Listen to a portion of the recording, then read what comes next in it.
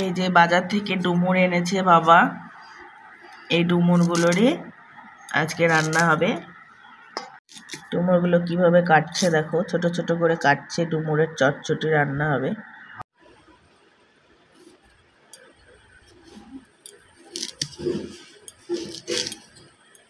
ডুমুরগুলোকে এইভাবে কেটে কেটে রাখা হচ্ছে।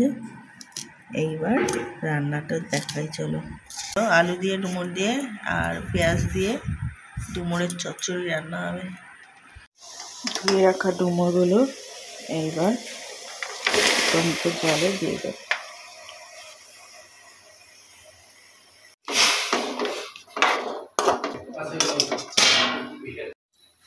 ডুমুর সিদ্ধ হয়ে এসছে। এবার এই যে ডুমুর আলু সেদ্ধ করা ভাপানো, এর মধ্যে লবণ দিয়ে দিচ্ছে মা। আর এইদিকে লঙ্কা কুচি, পেঁয়াজ কুচি আর টমেটো কেটে রেখেছে, আর একটু সামান্য হলুদ দিয়ে দিল। আর এখানে আদা বাটা আছে মা? না না, এটা কি? সর্ষে পাউডার। সর্ষে পাউডার বলা আছে। যে এইবার নুন হলুদ দিয়ে তারপর পেঁয়াজ লঙ্কা আর টমেটো কুচি দিয়ে দিচ্ছে। ডুমুর আলু ভাপার মধ্যে পেঁয়াজ কাঁচা লঙ্কা টমেটো কুচি আর নুন হলুদ দেওয়া হলো। আর এখানে সর্ষে বাটা আছে আর একটু কাঁচা তেল দিয়ে দিল। এইবার সর্ষে বাটাটাও এর মধ্যে কাঁচাতেই দিয়ে দিল মা।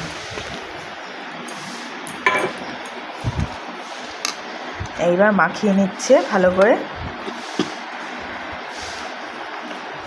এটা মাখানো আছে, এটা স্যালাড হিসেবে কাঁচাও খাওয়া যাবে, কারণ এই আলুটা তো সেদ্ধ করাই আছে আর ডুমুরটাও সেদ্ধ করা আছে।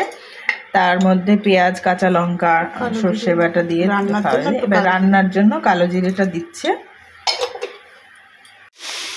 চলে গেল কড়াইতে,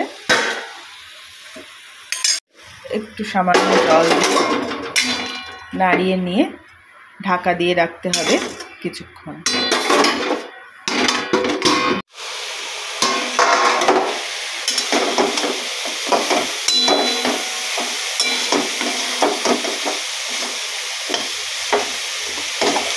জলটা শুকিয়ে গেছে।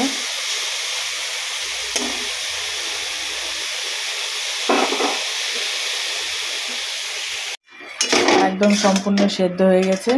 এবার নামিয়ে নিচ্ছে। ডুমুরের রেসিপি রেডি।